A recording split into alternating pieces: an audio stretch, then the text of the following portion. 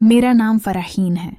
बचपन से ही मैं थोड़ी शर्मीली, थोड़ी डरपोक सी लड़की रही हूँ। हर एक पर आसानी से भरोसा कर लेती थी और यही मेरी सबसे बड़ी कमजोरी साबित हुई। मेरी सबसे करीबी दोस्त थी आयशा। कॉलेज के दिनों में हम दोनों हर बात, हर राज एक दूसरे से बांट लेते थे। हंसी मजाक, छोटी मोटी शिकायतें, सब कुछ साथ होता था। मगर शादी के बाद आयशा की जिंदगी बदल गई। वो मिलना जलना कम कर देती, बस कभी कभार फोन पर बात हो जाती। एक दिन उसने फोन किया, फरहीन घर आ जाना, बहुत दिन हो गए नहीं मिले। मैं भागती दौड़ती उसके घर पहुंची।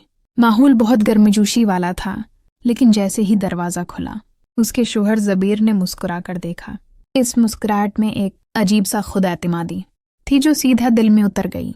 पहली बार किसी मर्द की आंखों में इतना गहरा सुकून देखा, मगर साथ ही कुछ उनकही बेचैनी भी थी। इस दिन से जबीर की बातें, इनकी निगाहों का ठहराव कुछ ऐसा लगने लगा जो समझ न आता था। आहिस्ता आहिस्ता मुलाकातें बढ़ने लगीं, कभी आयशा के साथ चाय पर, कभी किसी बहाने से बाहर, और मैं खुद को रोक नहीं पा रही थी।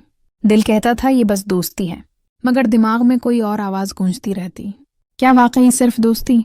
वो कभी कभी ऐसी बातें करते जैसे मेरे दिल की हर बात पढ़ लेते हूँ। एक दिन बोले, फरहीन, तुम्हारी आंखों में एक अजीब सा चीन है जो आयशा को कभी समझ नहीं आया।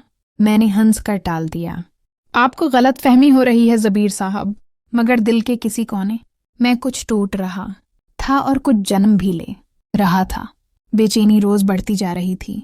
मैंने खुद को बहुत समझाया कि ये रास्ता गलत है, मगर जब इंसान जज्बात की धार में बह जाए तो सही गलत सब मिट जाता है। आयशा को जरा भी अंदाजा न था कि उसी घर में उसकी ही सहेली के दिल में तूफान उठ रहा है।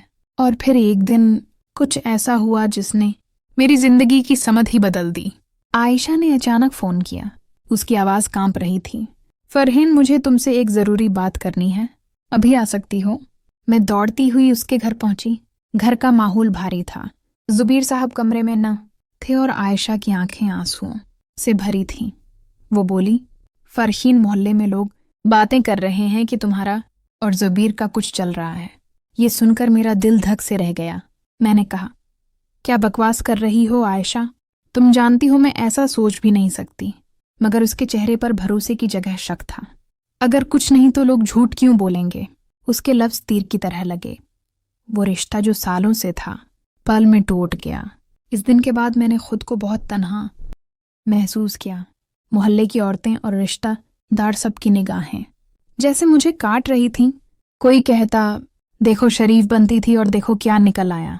कोई कहता, हमेशा आयशा के घर रहती थी, अब समझ आया क्यों। जबीर साहब बस चुप रहे, न इनकार किया न कोई वजाहिद दी। वो खामोशी मेरे लिए सबसे बड़ा इल्जाम बन गई। कई दिन तक मैं खुद से लड़ती रही कि क्या यही मोहब्बत है, क्या यही वो शख्स है जो मेरी आंखों में सुकून ढूंढता था। मगर हकीकत ये थी कि जितना मैंने उन्हें चाहा, उन्होंने मुझे बस एक खेल समझा। एक दिन आखिरी बार मिलने गई और कहा, आपने मुझे इस्तेमाल किया जबीर साहब, मेरी दोस्ती और भरोसे को तोड़ दिया। वो हंस पड़े और वो हंसी आज भी कानों में गूंजती है। फरहीन, जिंदगी में हर कोई किसी का इस्तेमाल करता है। तुमने भी किया अपनी तन्हाई मिटाने के लिए। इस लम्हे मुझे लगा मोहब्बत और गुनाह के दरमियान बस एक पतली सी दीवार होती है जो कभी भी गिर सकती है। उसके बाद मैंने सब छोड़ दिया। आयशा से रिश्ता, मोहल्ले की बातें, यहाँ तक कि अपनी आवाज तक खो दी। दिन महीने साल बीत गए।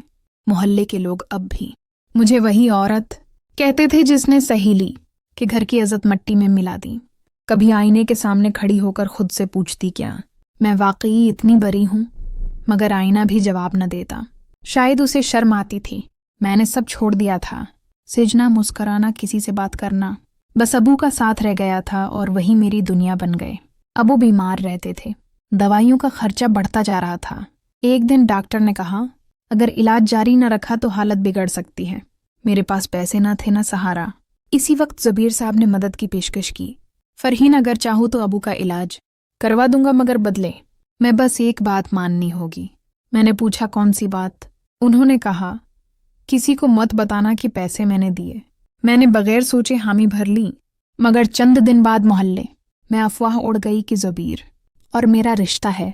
लोगों ने ताने दिए, बातें बिनाई, मगर मैंने चुप न तोड़ी, क्योंकि अगर बोलती तो عائشہ کی شادی ٹوٹ جاتی اور ابو کی عزت مٹی، میں مل جاتی۔ میں نے اپنے نام پر لگے عزام کو قبول کر لیا، صرف اس لیے کہ کسی اور کی زندگی تباہ نہ ہو۔ آج جب یہ سب یاد کرتی ہوں تو درد نہیں ہوتا، بس سکون ملتا ہے کہ میں نے اپنے وجود کو قربان کر کے کسی کی دنیا بچا لی۔ لوگ آج بھی مجھے غلط سمجھتے ہیں، مگر مجھے فرق نہیں پڑتا، کیونکہ ابو کے چہرے پر سکون کی مسکراہٹ میری سب سے بڑی جیت ہے۔ کبھی رات کو تنہائی گھیرتی ہے تو لگتا ہے شاید وہ جو محبت لگ رہی تھی وہ دراصل ایک امتحان تھا، اور میں بغیر کچھ کہے، بغیر کچھ ثابت کیے اس امتحان میں پاس ہو گئی۔